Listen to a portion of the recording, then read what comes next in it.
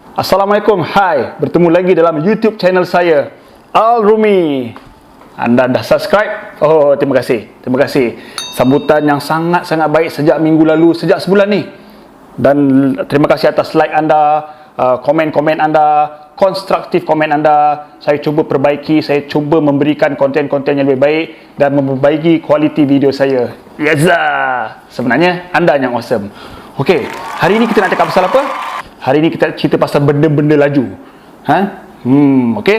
So, topik hari ini adalah kasut Nike Vaporfly Next%. Orang kata pakai kasut ni boleh lari laju. Betul ke pakai kasut ni boleh lari laju? Okey? Jom kita cerita. Stay tuned.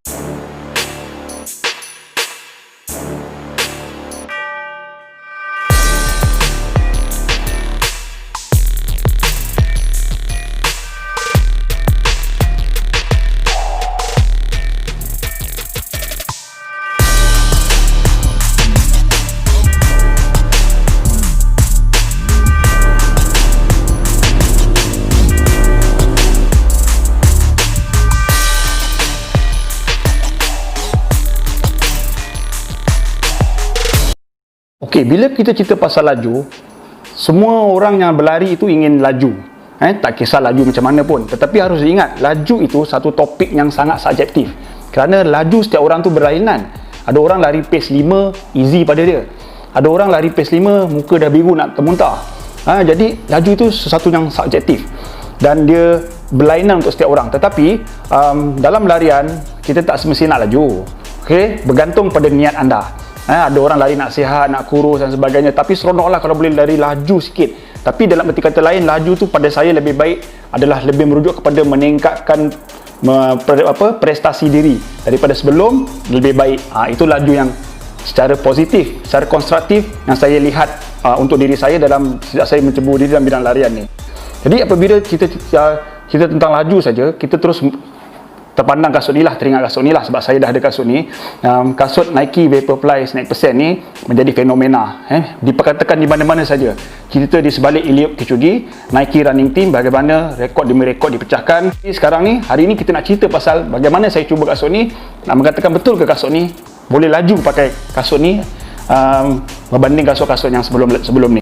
Okey, apabila nak buat comparison, saya suka bercerita tentang pengalaman saya sendiri berbanding artikel-artikel ataupun review-review yang lain. So, kasut marathon shoes favorite saya yang pernah saya ada dulu adalah Adidas Adizero Adios 3. Kasut ni menjadi fenomena satu ketika dahulu especially pada tahun 2014 apabila Dennis Kimetto memecahkan rekod dunia marathon di Berlin 2014. Kasut legend ni, dan saya gunakan kasut ni ketika marathon kedua saya di Standard Chartered Kuala Lumpur Marathon 2017. Saya suka kasut ni sebab dia ringan, energy return boost ni, energy return dia sangat baik sebab dia macam anda masuk dalam macam span, dia timbalkan balik tenaga anda, energy return tinggi. Okey, dan kasut ni saya dah timbang, berat dia lebih kurang ni untuk kaki saya US 11 lebih kurang 230 lebih 230 lah gram. Okey, anda lihat kasut hari ini. Beza kasut ni Nike Vaporfly ni lebih tebal nampak, lebih besar lah, orang kata macam kapal kan. Tetapi jangan terkejut, dengan ni ringan lagi kasut ni. Okey, sebab cerita inspirasi di sebalik desain kasut ni adalah feedback komen daripada runner-runner Eliud Kipchoge dan rakan-rakan yang lain adalah Kipchoge perlu kaki yang selesa. Okey, sebab nak lari jauh. Kemudian mereka perlukan cushion untuk support dari kecederaan dan letih kaki apabila kilometer 30. Anda bayang kalau anda lari dulu kasut lari ground feeling dia tipis. Ini stack height-nya rendah, ini stack height-nya sangat tinggi. Berbeza sangat. Jadi mana yang lebih secara logiknya akan protect kaki anda? Sudah tentu yang ni. Dan ini lebih ringan pada ni 220, ni 230 gram. Dia lebih suka melihat dari analisis makmal. Analisis makmal. Jadi analisis makmal saya tengok ada beberapa pakar-pakar yang melakukannya, yang melakukan kajiannya. Tapi yang paling saya suka tengok ada di Runner's World lah. Kajian Runner's World tu, dia lari dengan kasut Vaporfly, dia lari dengan Adios. Dia compare kan perbezaan dari segi analisis lah. Okey, yang pertamanya mereka lari dengan control environment di treadmill. kemudian dan row berlari dalam pace yang sama, distance yang sama, effort yang sama. So dia lihat analisisnya. Kalau analisisnya tak berapa mengejutkan lah. Analisis yang pertamanya dilihat dari segi heart rate. Apabila dia berlari dengan kasut Vaporfly ni memang lebih rendah berbanding pakai Adios ni. Bermakna kalau dari segi heart rate tu, return energy dia lebih tinggi. Lebih kurang 10 ke 15%. Banyak beza tu. Dengan effort yang sama, dengan control environment sama. Kemudian yang paling penting sekali adalah average ground contact. Average ground contact antara Adios dengan Nike Vaporfly yang beliau kenal pasti, yang ni lebih kurang. Bermaksud apabila energy returnnya kurang, jadi masa kita di ground tu kurang. Jadi kadar kecederaan tu lebih minimum berbanding kalau kita ada banyak ground contact. Itu kajian secara saintifik yang dilakukan oleh Runners World. Analisis saya membandingkan darian saya dengan kasut Next Percent ni dengan kasut Nike juga. Kasut Nike Zoom Fly Flyknit yang saya suka gunakan untuk speed sebelum ini. Kasut ini dia kembar kepada Vaporfly 4%, hampir serupa, hampir identical. Kecuali midsole lah. Midsole dia React Foam, yang ni dia ikut yang 4% dia guna Zoom X lah. Okay. Jadi pada 30/6 saya berlari lebih kurang pada jarak 3 km untuk tempo run saya, tempat yang flat di Tasik Ujana, spot favorite saya. Waktu yang sama dengan waktu yang sama. Kemudian catatan masa saya adalah 17 minit 57 saat.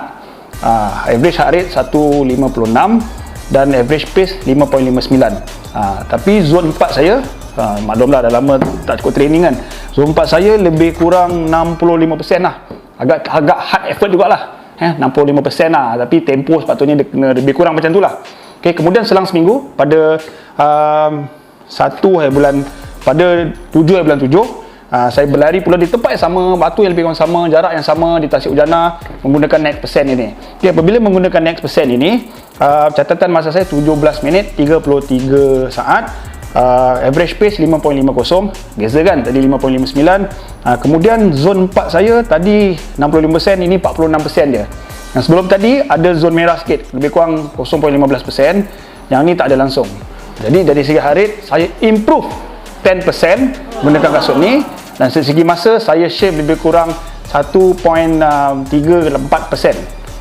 Jadi berdasarkan maklumat tu, setakat ni memang saya sahkan dengan menggunakan kasut ni saya lari laju sikit daripada sebelum ini dengan effort dan kondisi. Jadi apapun yang paling penting kasut, poin saya pada hari ini, kasut bukan penentu untuk anda berlari laju, bukan penentu. Kasut hanyalah sebagai tools yang membantu anda berlari laju. Yang paling penting dalam larian adalah training anda yang proper dan elemen-elemen yang saya pernah sebutkan dalam video saya sebelum ini. Kalau anda tak training pakai kasut, tiba-tiba anda nak harap anda lari laju, makan dalam ni kalau saya cakap kan. Right, terima kasih sekali lagi kerana sudi tonton sampai habis video saya ni, dan saya harap kalau anda suka anda like. Kalau anda ada apa-apa komen, sila beri konstruktif komen. Boleh DM saya di Instagram, follow saya di Instagram, saya follow anda balik. Dan yang paling penting, tolong subscribe video ini. Okey, terima kasih semua. Keep running. Carilah pasangan kasut anda yang sejuk dan secocok dengan anda. Okey? Assalamualaikum.